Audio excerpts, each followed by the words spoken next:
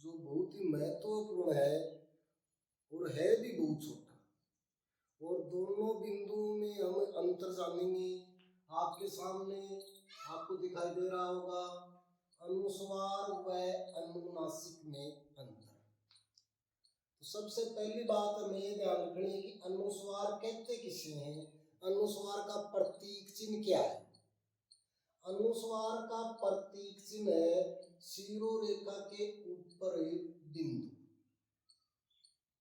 और अनुनासिक का प्रतीक चिन्ह है शिरोरेखा के ऊपर अर्धचंद्राकार बिंदु। यानी इसे अनुनासिक को हम सरल भाषा में चंद्र बिंदु भी कहते हैं।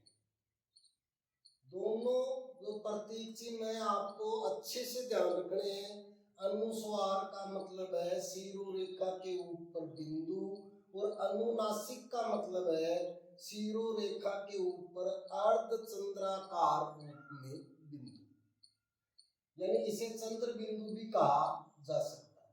लेकिन हमें यह करना है कि दोनों में अंतर क्या है। दोनों में अंतर जानने के लिए हमें ये देखना है अंतर। पहला अंतर देखो, अनुस्वार व्यंजन ध्वनि है। अनुस्वार है वो व्यंजन ध्वनि है, बल्कि अनुनासिक स्वर ध्वनि है। ये अंतर आप ध्यान रखें। अनुस्वार और अनुनासिक में पहला अंतर, अनुस्वार व्यंजन ध्वनि है बल्कि अनुनासिक स्वर ध्वनि है। दूसरा अंतर देखेंगे, अनुस्वार पंचम वर्ण के स्थान पर प्रयुक्त हो सकता है। यानी ये जो प्रतीक चिन्ह है ये पंचम वर्ण, पंचम वर्ण का मतलब न, ञ, ण, न, मैं, इनके स्थान पर ये प्रयुक्त तो हो सकता है। न, इन पंचम वर्ण के स्थान पर अनुस्वार प्रयुक्त हो सकता है, जबकि अनुनासिक प्रयुक्त नहीं हो सकता। यानी जैसे एक शब्द को आप जैसे कंगन, कंगन को ऐसे लिखें या फिर ऐसे। अब याद रखो जो अनुस्वार है ये किसके स्थान पर प्रयुक्त हुआ है, इस वर्ण के स्थान पर प्रयुक्त हुआ है। और ये वर्ण है वो क वर्ग में पंचम वर्ण है, और पंचम वर्ण के स्थान पर प्रयुक्त हो गया। लेकिन ऐसा अनुनासिक में नहीं होगा, यानी चंद्र बिंदु में नहीं होगा। तो ये अंतर आप इसलिए देखो यहाँ व्यंजन ध्वनि कह सकते हैं क्योंकि ये व्यंजन है, और इसी व्यंजन, ये व्यंजन है ये किसमें बदला है, अनुस्वार में, इसलिए व्यंजन ध्वनि हो गया। लेकिन अनुनासिक व्यंजन ध्वनि नहीं है, अनुनासिक स्वर ध्वनि है। दूसरा बिंदु, अनुस्वार पंचम वर्ण के स्थान पर प्रयुक्त हो सकता है बल्कि अनुनासिक नहीं। फिर तीसरा बिंदु देखो, अनुस्वार का उच्चारण स्वर के बाद होता है बल्कि अनुनासिक का उच्चारण स्वर के साथ होता है। ये बहुत ही महत्वपूर्ण अंतर है। कई बार परीक्षाओं में पूछा जाता है और आपको ध्यान रखना है। आप इसमें कैसे ध्यान रखेंगे, ये देखो, एक शब्द आपके सामने है अंधकार, आप उच्चारण करके देख सकते हैं, और एक शब्द है अंधेरा। इन दोनों में आप उच्चारण करके देखेंगे। देखो अंधकार, यानी इसका उच्चारण है ये ए के बाद है, ए यानी स्वर है और स्वर के बाद। लेकिन अंधेरा, इसका उच्चारण ए के साथ है। ये हमने यहां लिखा कि अनुस्वार का उच्चारण स्वर के बाद होता है, यानी इसका उच्चारण कहां हो रहा है, यहां हो रहा है।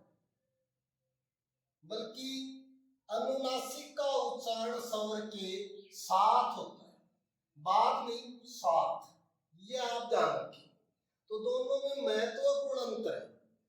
उच्चारण की दृष्टि से दोनों में सबसे महत्वपूर्ण अंतर यही है कि अनुनासिक का उच्चारण स्वर के साथ होता है। फिर अगला बिंदु देखो, महत्वपूर्ण बिंदु है, अनुस्वार का उच्चारण केवल नासिका से होता है, ये आप ध्यान रखें।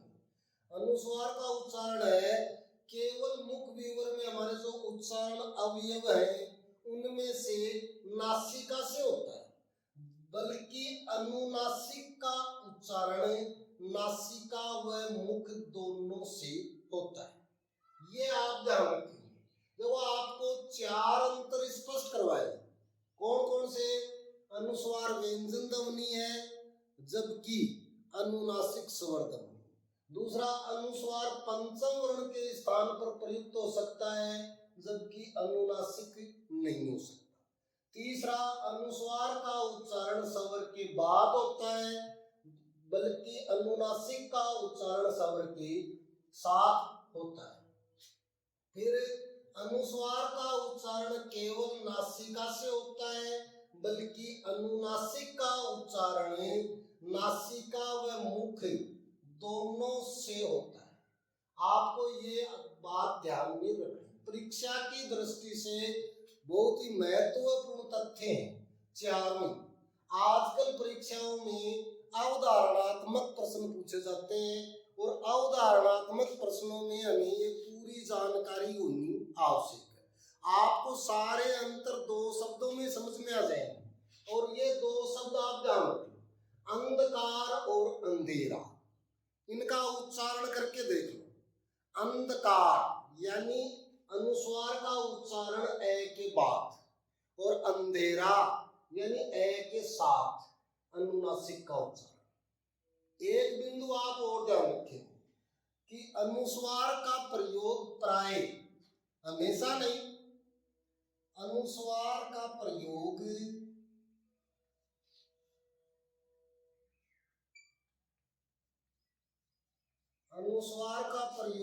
प्राय तत्सम शब्दों में होता है, तत्सम शब्दों में होता है।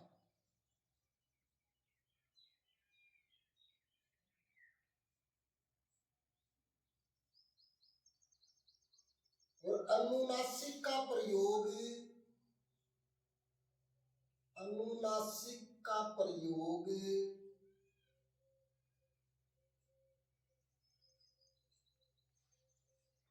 तद्भव शब्दों में होता है। तद्भव या देशज दोनों में हो सकता है।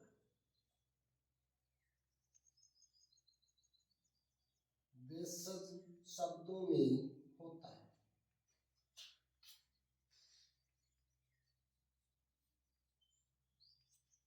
ये आपको और ध्यान रखना। याद रखो, अनुस्वार का प्रयोग प्राय, हमेशा नहीं, यानी कुछ शब्द ऐसे हैं जो अनुस्वार से युक्त होते हुए भी वो तद्भव हो सकते हैं, तो ये आपको ध्यान रखना। लेकिन प्राय तत्सम शब्दों में होता है, ये ध्यान रख लो कि अनुनासिक का प्रयोग जिस शब्द में हो गया वो या तो तद्भव शब्द है या देशज शब्द है, इसके अलावा और नहीं हो सकता, न तो विदेशी हो सकता और न तत्सम हो सकता। ये आप हमेशा निश्चित रूप से ध्यान रखें। ये आज का हमारा छोटा सा प्रकरण था, लेकिन एक प्रश्न हमारा जो भविष्य बना भी सकता है और बिगाड़ भी सकता है, और एक प्रश्न है वो ही हमें सफलता तक लेके जाता है। यहां से एक प्रश्न आना निश्चित है। आप इसे छोटे से चार बिंदु आपको ध्यान रखने हैं। दो शब्दों का उच्चारण ध्यान रखना है, अंधकार और अंधेरा। ये उच्चारण भी कंगन है और ये भी कंगन है, दोनों में आप यहाँ उच्चारण में कोई अंतर नहीं है, केवल यहाँ अनुस्वार का प्रयोग किया गया है और यहाँ पंचम वर्ण का प्रयोग किया गया है। ये आप ध्यान रखेंगे। फिर मिलते हैं अगली क्लास में। थैंक यू, धन्यवाद।